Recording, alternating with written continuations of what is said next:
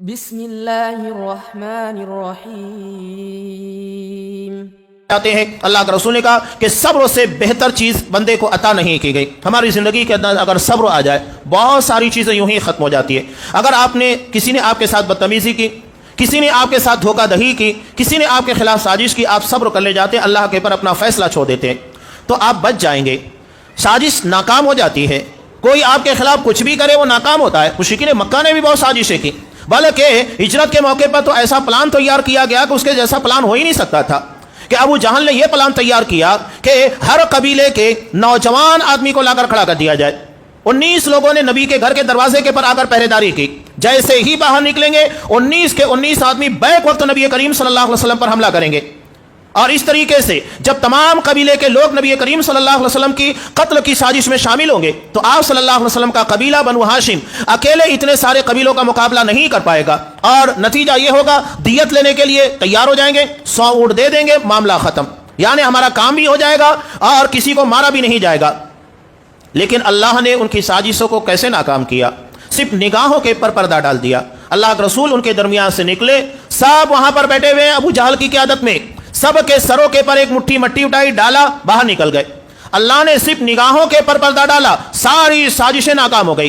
تو اللہ کی قدرت یہ ہے، توفیق سے محروم کر دیتا ہے، صلاحیت سلب کر لیتا ہے، وہ کچھ کر نہیں پاتے۔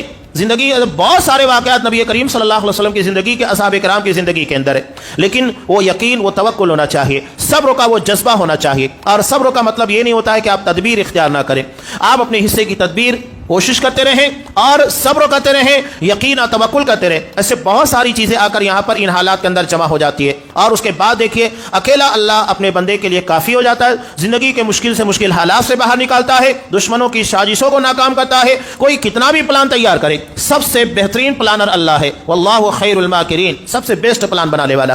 جب اللہ ہمارے ساتھ ہوگا تو دنیا کی کوئی طاقت ہمارا بال بیکار نہیں کر سکتی ہے۔ اور ایک مومن کبھی بھی بدگمانی کے اندر، حوصلہ شکنی کی طرف نہیں جاتا ہے، ڈپریشن میں نہیں جاتا ہے۔ جب اللہ پر یقین و توکل ہوگا تو زندگی کی تمام مشکلیں ہمارے سامنے بے حیثیت ہو جائے گی، کوئی حیثیت نہیں رکھتی ہے، اس لیے کہ اللہ تمام چیزوں سے بڑا ہے اور وہ ہر چیز اور ہر حالات کو بدلنے کے پر قدرت رکھتا ہے۔ یہ عقیدے کی بات ہے، ہم جتنا ان ساری چیزوں کے بارے میں پختہ ہوں گے تو ہمارے لیے اتنے حالات بہتر ہوں گے۔ حضرت عبادہ بن صامت رضی اللہ تعالیٰ عنہ، کچھ باتیں میں بیان کر کے اپنی بات کو مکمل کرتا ہوں۔ حضرت عبادہ بن صامت رضی اللہ تعالیٰ عنہ جب ان کی وفات کا وقت قریب آیا تو انہوں نے اپنے بیٹے کو نصیحت کی، اور ہر مسلمان کو یہ نصیحت یاد رکھنا چاہیے۔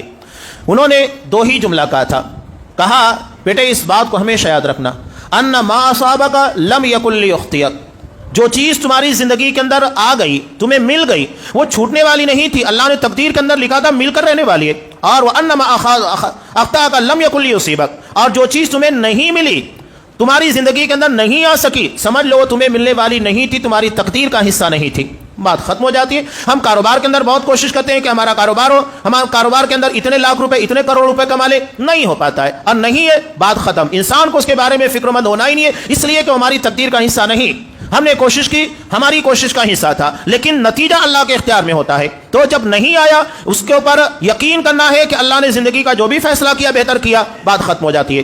یہی بات آپ صلی اللہ علیہ وسلم نے حضرت عبداللہ ابن عباس رضی اللہ تعالیٰ عنہ کو سکھلائی۔ بار بار یہ حدیث آپ سنتے رہتے تھے ترمذی کی، اپنے چھوٹے بھائی، چچا زاد بھائی حضرت عبداللہ ابن عباس کو کہہ رہے ہیں بیٹے اس بات کو اچھے طریقے سے جان لو، اگر پوری امت جمع ہو کر تمہیں کچھ فائدہ پہنچانا چاہے نہیں پہنچا سکتی، مگر اتنا ہی جتنا اللہ نے تمہاری تقدیر میں لکھا۔ اور اگر پوری امت جمع ہو جائے اور تمہیں کچھ نقصان پہنچانا چاہے تو اتنا ہی نقصان پہنچائے گی جتنا اللہ نے تقدیر میں لکھا ہے۔ جب یہ ساری چیزیں ہمارے سامنے آ جاتی ہے تو زندگی کے اندر غم اور فکر کیا ہے؟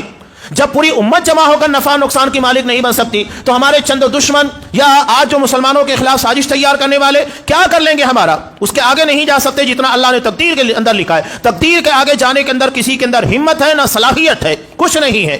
تو یہ عقیدہ ہمیں ان تمام سازشوں سے اور ہر قسم کی بے چینیوں سے، ڈپریشن سے محفوظ رکھتا ہے۔ اس کے بعد بھی اگر ہمیں زندگی کے اندر کچھ پرابلمس لگے، مشکلات آتی ہے، پریشانی آتی ہے، دکھ آتا ہے، تو یہ دارالامتحان ہونا ہے۔ اللہ کے رسول صلی اللہ علیہ وسلم کی ایک سنت رہی، آپ کو جب بھی کوئی مصیبت پریشانی لاحق ہوتی فوری طور پر نماز کی طرف لپکتے، اللہ کے سامنے سرب سجود ہوتے، اللہ کے سامنے سجدہ کرتے، رکوع کرتے، اور زندگی کے غم آسان ہو جاتے۔ یہ طریقہ کار ہے۔ اللہ کے سامنے اپنے آپ کو پیش کرنے کی عادت ڈالیے. اس کے بعد دیکھیے زندگی کی مشکلات کیسے آسان نہیں ہوتی ہے. زندگی شریعت کے مطابق بنائیے, یقین اور توکل اللہ کی ذات کے پر رکھیے. یہ ہماری زندگی کی تمام مشکلات اور پریشانیوں کا حل ہے. اللہ ہمیں اس کی توفیق دے, ہر قسم کے شرور و فتن سے محفوظ رکھے. عقیدے کے باب میں, خاص طور سے منہج کے باب میں, ہر مسلمان کو اور خاص طور سے ہماری جماعت اور نوجوانوں کو ہر قسم کی گمراہیاں جو عقیدے کے نام پر آتی ہیں, منہج کے نام کے پر آتی ہیں, ان تمام قسموں کے شرور و فتن اور گمراہیوں سے محفوظ رکھے. ہمیں عقیدہ توحید کے پر اور اس منہج کے پر سلامت رکھے جو ہمارے اسلاف کا تھا, جو رسول اللہ صلی اللہ علیہ وسلم اصحاب کرام کا تھا, اور اسی کے پر زندگی کا خاتمہ فرمائے. آمین. بارک اللہ لنا ولکم فی القرآن العظیم ونفعنی وإیاکم بالآیات والذکر الحکیم انہ تعالی جواد کریم ملک رؤوف رحیم. السلام علیکم. ویڈیو پسند آنے پر اپنے دوستوں کے ساتھ واٹس ایپ اور سوشل میڈیا پہ ضرور شیئر کریں. شیئر